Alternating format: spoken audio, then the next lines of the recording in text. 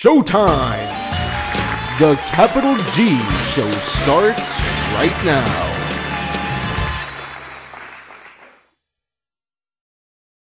What's up YouTube, Capital G here. So talking about a new card that I find to be incredibly interesting.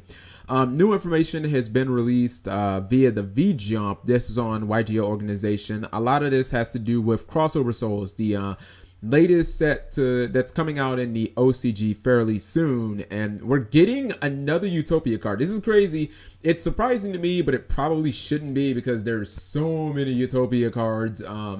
This is, to my knowledge, the first rank 5.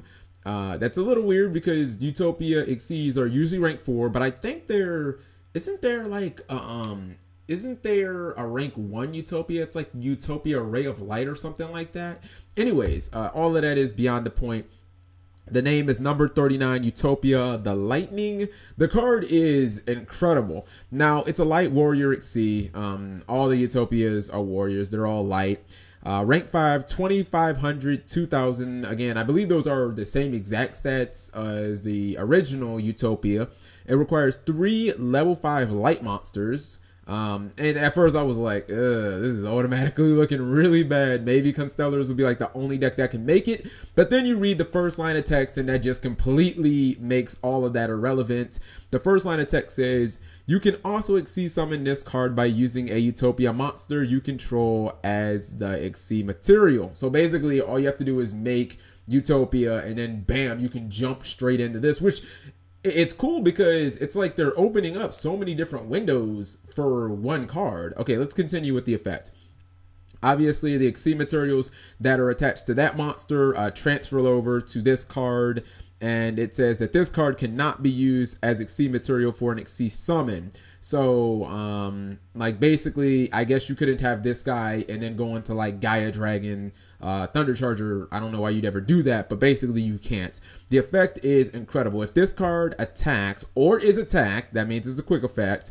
Your opponent cannot activate card effects until the end of the damage step. Actually, excuse me. Cannot activate cards or effects until the end of the damage step. So, I guess that means like no Honest, no Crane, any of that.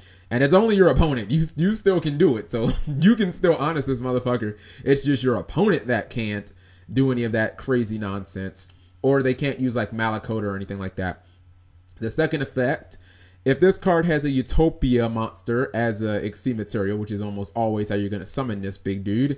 When this card battles a monster after the, during damage calculations, you can detach 1 XC material from this card. Get this shit.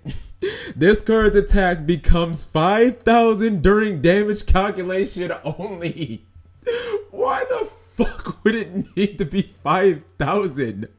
Oh my god. That isn't, okay, just that second effect is mind blowing because basically any deck that can easily make rank 4s just got a stupid easy out to Towers. Like, you thought that Towers was like the unkillable and only certain decks could make, like, you know, heroic Excalibur and, you know, like crazy cards like Star Eater. Now basically any deck that can make a rank 4 can make Utopia, and then you can just throw this dude on top of Utopia and then detach the Utopia, and you've got a fucking 5,000 attacker. Now I guess it would be 4,500 if you attacked over Towers, but still, that's still 1,500. And I'm just looking at this dude and thinking, he doesn't have any crazy restrictions on that effect. You know, it's not like your opponent's battle damage gets halved or, you know what I mean, like anything crazy like that. You can only use it during your turn.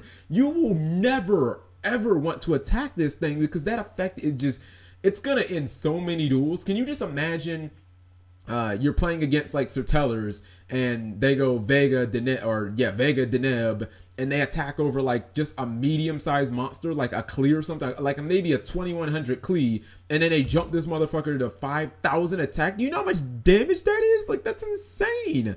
So I'm looking at this card and I'm thinking, it's going to be interesting because I guess extra deck space is going to get so tight because this is a 2-card commitment. I don't really see anybody ever summoning this using all like light monsters or rank 5 light monsters, excuse me, level 5 light monsters. Plus you want to have a Utopia so that you can use the broken effect. But this card is incredible. I mean, I think this guy has to be at least an ultra rare. This is probably the best Utopia card Konami has made so far. And then it's even cooler because you just think the fact that you can run Utopia, you can run Chaos Utopia, and then you can run this dude. I mean, I know it's a lot of spots in the extra, but I mean, to me, it seems kind of worth it because the card is insane. Let me know what you guys think. This card is, it's fantastic. Thank you guys for watching as always. Subscribing makes life happy.